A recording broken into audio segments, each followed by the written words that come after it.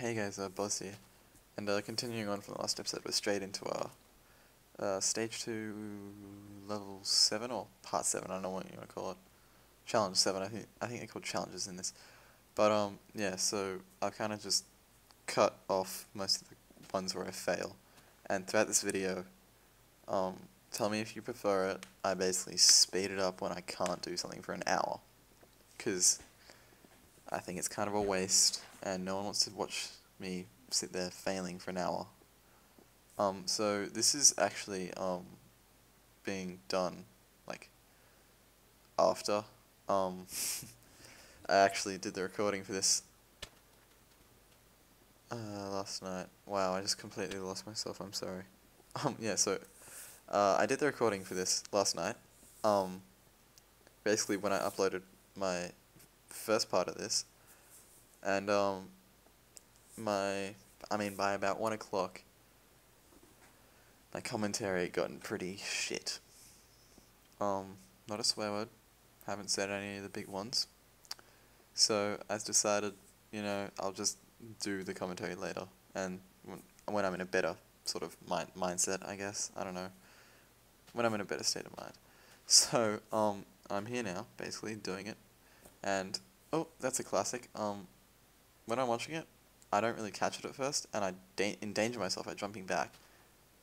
I know he's from Singapore, so English probably isn't his first language, but he accidentally wrote congratulations on the on his little sign, which I thought was a bit of a lol. And next one is probably my most hated chapter so far, because the other two chapters really haven't been that bad, and that is the cacti area. It's kind of like a oh Mexican. I don't know if I'd do a very good Mexican accent, but yeah. Oh, actually, I've been watching. Oh yeah, in this part I can't sprint, and I think I sprint at the start a bit, and then I stop. I swear to God I do. But I don't know if you guys have ever watched Gabriel Iglesias, but he's like this sort of like Mexican like comedian, or I don't know if he's actually Mexican. He's not from Mexico, but oh my God, he's so funny. I love him. So you should check him out. Anyway, so moving along. Yesterday I talked about my PS3 dying, which I've had since 2008, and I love the shit out of that thing when it comes to like certain exclusive games, and basically it kind of became my media server. For a while I kind of hated on my PS3, I was like, oh, this thing's a piece of crap, Xbox is way better, because I was playing with all my friends on my Xbox. But I mean, PS3 really was the first console I kind of had as like my own console kind of thing. And so Sony boy, started off with PS2. Well, no, what was my first console ever? It would have been a Game Boy Color, I think. That would have been like my first one. That thing was awesome. That got stolen. I cried. I cried for like an hour or so, cause I went to school one day. This is back when I was in like kindy, but I went to school, and basically I had my Game Boy, and I was playing it on the way to school. My mom dropped me off, and then, obviously I left my Game Boy with my mom, and she just left it in like the car, and apparently some dude like jacked our car while she was there at like Coles, which is a supermarket for anyone who doesn't know what Coles is, and yeah, so she like saw them like run off, and they must have like stolen my Nintendo. I remember I like went to the police station and like told them what games I had and stuff.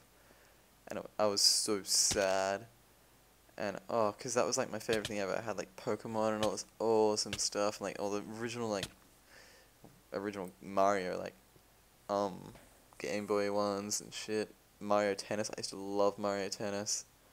I had some like Dragon Ball Z game. Okay, well, enough of the nostalgia. But yeah. So basically, PS3 died, and I was thinking since last night, cause I did the whole. I'm pretty sure I said it in my last video, but I opened it up, took it apart, cleaned it, got all the dust out, and redid the thermal paste. I bought like some thermal paste for like $2, they only give you like a gram, which is actually heaps. It sounds like nothing, but it's a lot for thermal paste, because you need barely anything. And I just reapplied the thermal paste and put it back together, and I still had the yellow light of death when I went to bed that night. So I was like, I was heaps depressed. Oh my god, that was such a, oh, that was horrible. That sprint jump there. I'm sorry. Yeah, I dropped back into the cactus. That's something. Yeah, but so I still had the YOLO, YOLO. I hate the word YOLO. Anyway, yeah, I still had the yellow light of death thing. And then I kind of woke up the next morning, because I tried calling Sony to like get it replaced, or well, not replaced, but repaired under warranty, well, not under warranty, because obviously my warranty ran out like 4 years ago or something ridiculous like that, probably 3. And yeah, so I called them up the next morning because apparently they're only open till 8 p.m. every night, and I thought that was a bit ridiculous, because like your number is 1300. That's the free call thing, and then it was like 365 911. And 365, you might be open every day, but I mean that doesn't make up for the fact that you closed between the main hours that game is going to call. We don't call in the afternoon, we call late at night, or really, really early in the morning. That's my preferred time at least. But, yeah, so, oh, and 911, actually, just on that little sort of their number topic, like that's a bit pretentious, don't you think? It's kind of dumb. Like, we're not in America, we don't use 911. But, yeah, so I called them the next morning. I got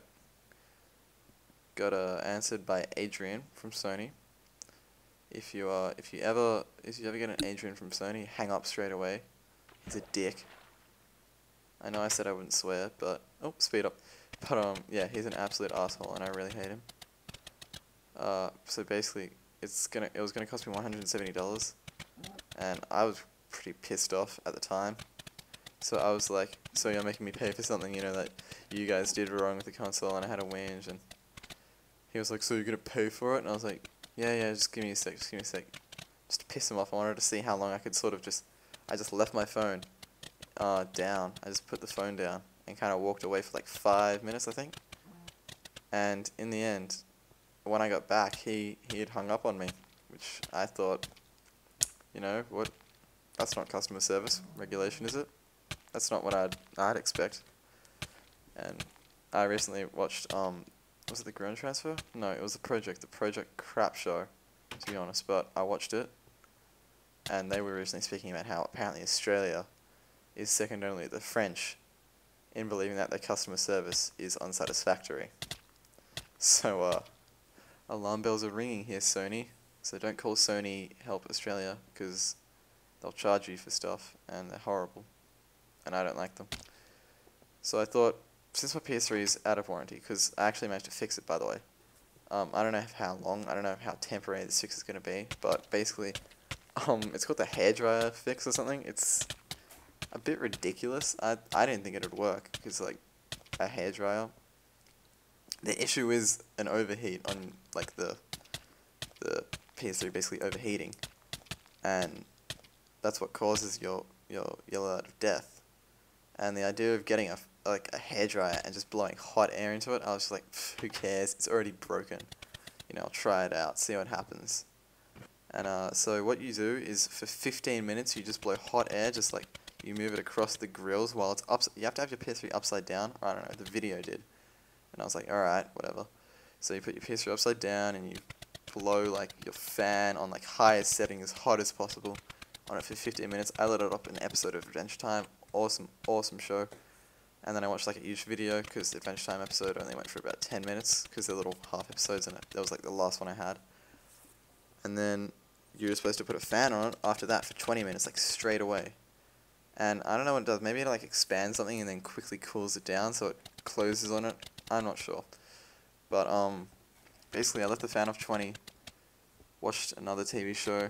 I think I watched Fresh Prince of Bel-Air, because that show is also absolutely awesome. And once I was done with that, I tried turning it on, and I didn't think it would work. Like, would you? But apparently, if you blow hot air onto your PS3, I guess it's kind of like the tail trick for the Xbox. But if you blow your hot air onto a PS3 for a solid 15, then cold air for another 20, apparently it'll start working again, which I thought was pretty awesome. And oh, I went the wrong way there. That's embarrassing. Yeah, so, I don't know, you can search on YouTube, hairdryer fix. Most of the videos are annoying because it's the people just like sitting there for a solid 15 or so minute video, just kind of blowing hot air into it, then they'll kind of skip ahead, they're like, nearly done.